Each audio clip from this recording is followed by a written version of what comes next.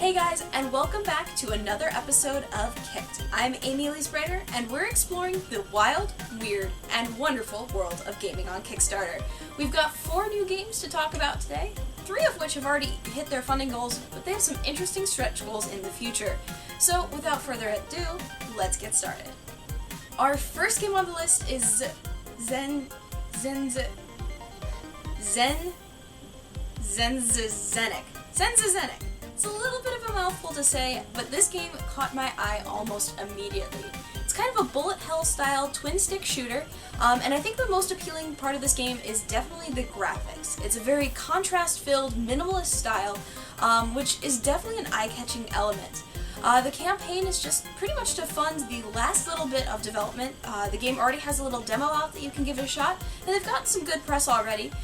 It's already been funded. It was aiming to raise 2,000 euros. It's hit 2,100, and it only has 4 days to go, so get on this really quickly if you're interested and maybe want to secure your ability to grab some backer bonuses, which are always nice, or you want to help them reach some of their stretch goals. Those stretch goals we'll be basically adding some new modes, some new weapons. It's a really interesting game, and I highly recommend you check it out.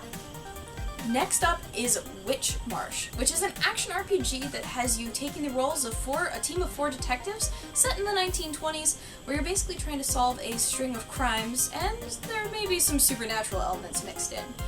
It looks very interesting. It's pulling a lot of that Art Deco style from the 1920s, but it's also pixel art, which is kind of an interesting combination. It also will have a 2 to 4 player co-op mode, so if you want to kind of take things on with friends, you definitely have that option. And the other cool thing is, depending on who you pick to join your detective team, will have a lot to say about how the game is played.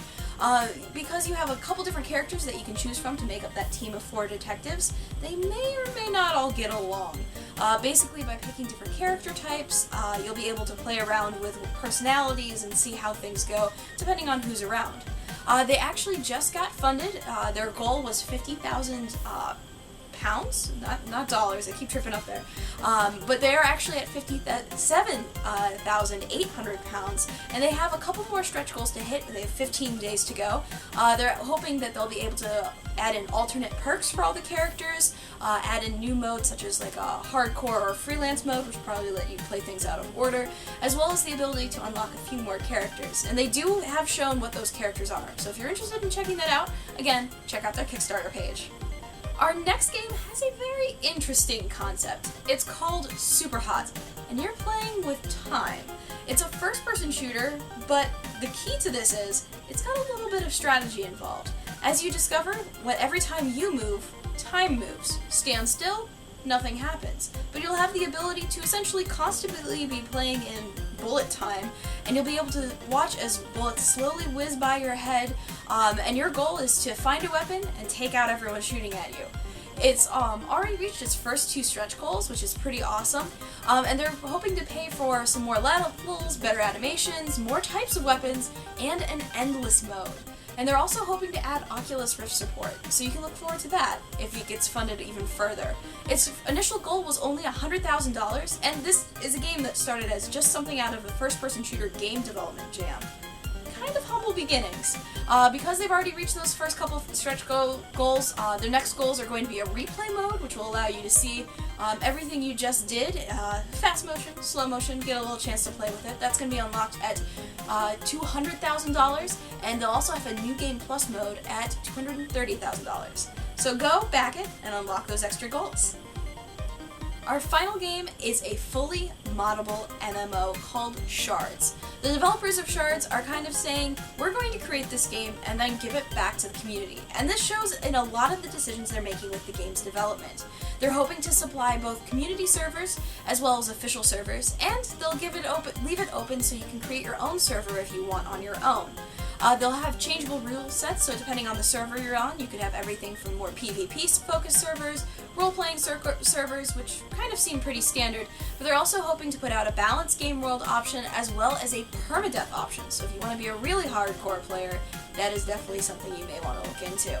They're also hoping to have constantly moving NPCs, so just because an NPC gives a quest doesn't mean you're always going to find them in the same spot.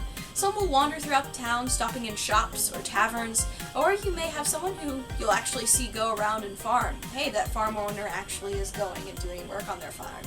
I see that a whole lot in most MMOs I've played.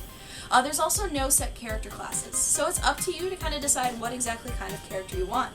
If you want a magic-wielding rogue, go for it. But the developers do warn that you're going to have to figure out how to make that work. They can only offer so much. They're aiming for $320,000, and they're only currently just above $50,000, and they have 11 days to go. So if you're interested in seeing a world like this come to life, definitely go check out their Kickstarter page. Well, that's all that I have for you guys this week. Thanks for watching. But first, if you're interested in any of the Kickstarters I've talked about today, you'll find links to all of their pages in the description below. You can also find links to my Twitter. If you have a game you'd like to see me cover in a future episode, shoot me a tweet and I'll try to get it included. Or maybe if something caught your eye, maybe something you'd like to see me feature more of, a certain type of game, feel free to leave me a comment as well. And don't forget to follow Invisible Gamer on Twitter and Facebook. I'll leave links to them as well. They're obviously the people I work with, and I'd really appreciate you checking out some of our other stuff. Thanks for watching, guys, and I'll see you next week.